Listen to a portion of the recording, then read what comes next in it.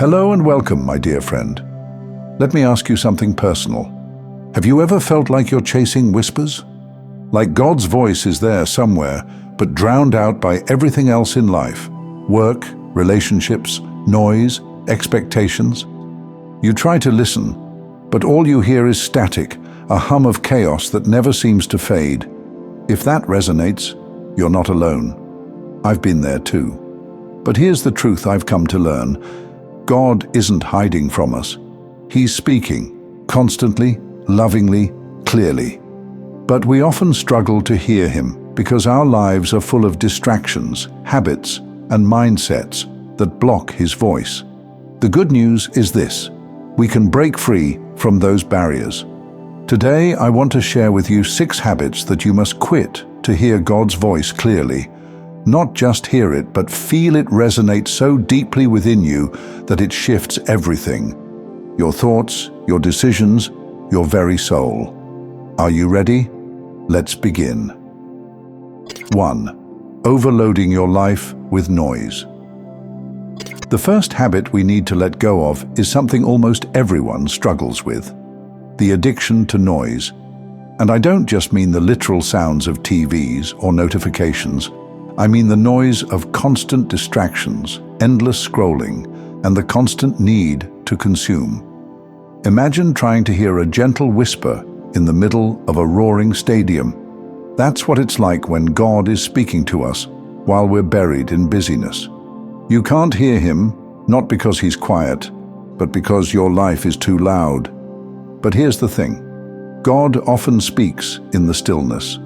He doesn't shout to compete with the world's noise. He waits for us to create space, to turn down the volume, and to tune into his presence. This doesn't mean you have to escape to a monastery or live in total silence.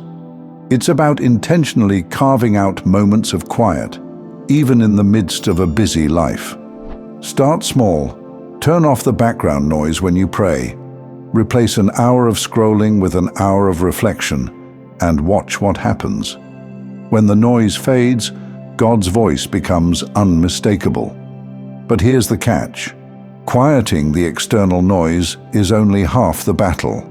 There's also the inner noise, the constant chatter of our own thoughts, doubts, and anxieties.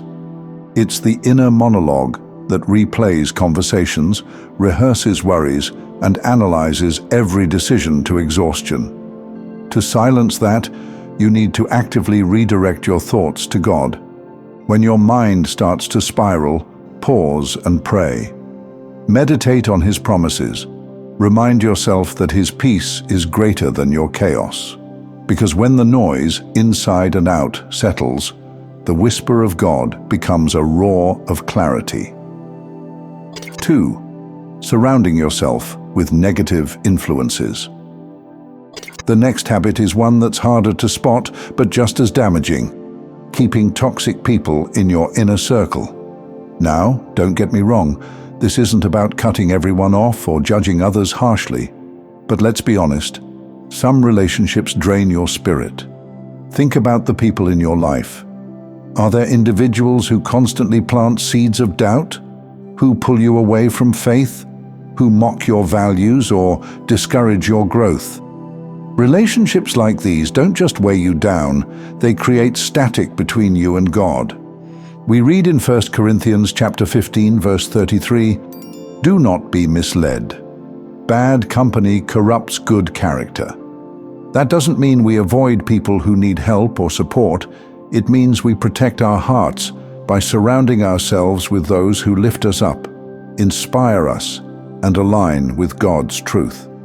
Sometimes, the most loving thing you can do, for yourself and for others, is to set boundaries. This doesn't mean abandoning people entirely. It means redefining the relationship in a way that allows you to grow in your faith without compromise. Ask yourself, is this connection drawing me closer to God or further from him? And it's not just about individuals. It's also about the influences you allow into your life through media, conversations, and environments. The books you read, the shows you watch, the social media accounts you follow, are they nourishing your spirit or feeding negativity. Remember, your heart is like a garden. If you surround yourself with weeds, they'll choke out the flowers. But if you nurture the soil with truth, encouragement, and faith, God's voice will flourish within you. 3. Criticizing and judging.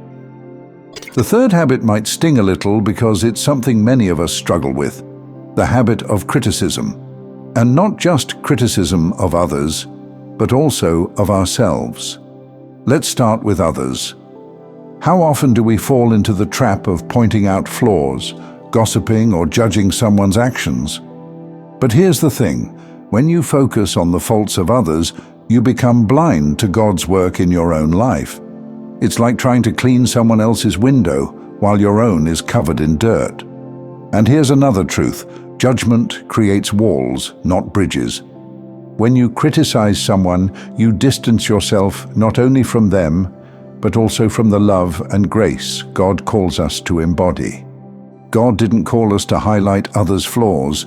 He called us to love them in their imperfections, just as He loves us in ours. Now let's talk about self-criticism. Many of us speak to ourselves in ways we'd never speak to a friend. I'm not good enough. I'll never get it right. These are lies from the enemy, designed to keep us stuck. But God doesn't see you as a failure. He sees you as His child, loved, cherished, and redeemed. When you criticize yourself, you block the flow of God's voice. It's like trying to tune into a radio station while constantly turning the dial. But when you replace self-criticism with God's truth, the static clears. Remind yourself, you are fearfully and wonderfully made. You are forgiven. 4. Focusing on problems instead of promises. Let me ask you, where does your mind go when you face challenges? Do you immediately magnify the problem? Do you replay the issue over and over in your mind, searching for a solution? If so, you're not alone. But here's the hard truth. What you focus on grows. When you dwell on problems, they become all-consuming, leaving little room for faith, hope, or peace. 1 Peter chapter 5, verse 7 says, "Give all your worries to the Lord because He cares for you." This isn't just a comforting thought, it's a call to action. Instead of replaying your worries, bring them to God in prayer. Instead of fixating on what's wrong, focus on His promises. Think of it like this. If your mind is a garden, your thoughts are seeds. You can plant seeds of fear, doubt, and anxiety, or you can plant seeds of trust, gratitude, and faith. What kind of garden are you growing? And here's the key. Focusing on promises doesn't mean ignoring reality. It means seeing reality through the lens of faith. It means acknowledging your challenges, but choosing to believe that God is bigger than them. Because when your eyes are fixed on His promises, His peace will guard your heart like a shield. 5. Overcommitting and glorifying busyness. In today's world, busyness is worn like a badge of honor. But let me tell you something. Busyness is not the same as productivity, and it's certainly not the same as purpose. There are times when we say yes to everything, volunteering, projects, social events, thinking we're doing God's work. But often, we find ourselves burning out. In the midst of exhaustion, we realize something crucial. We can be so busy doing things for God that we have no time to simply be with Him. If your schedule is so full that you can't hear yourself think, let alone hear God's voice, it's time to reevaluate. Say yes to the things that truly matter, and don't be afraid to say no to the rest. Busyness is often a mask for insecurity. It's our way of proving our worth, of feeling needed, of avoiding stillness. But here's the truth. You are not loved for what you do. You are loved for who you are. 6. Seeking approval from others. The final habit we need to quit is one of the most subtle but destructive, living for the approval of others. You can't serve God and people's opinions at the same time. When you base your decisions on what others think, you lose sight of what God is calling you to do. And here's the thing: approval is a moving target. What pleases people today might offend them tomorrow. But God's approval, it's eternal, unchanging, and rooted in His perfect love. So fix your eyes on Him and let His truth be your guide. My dear friend, let me leave you with this. Hearing God's voice isn't about striving harder or doing more. It's about making space, clearing the clutter, and surrendering the habits that keep you stuck. Each habit you quit is like a stone lifted from your shoulders, freeing you to stand taller, walk lighter, and hear more clearly. The journey won't be easy, of course, but it will be worth it, because when you quit these habits, you'll discover something extraordinary. God's voice has been there all along, waiting to guide, comfort, and transform you.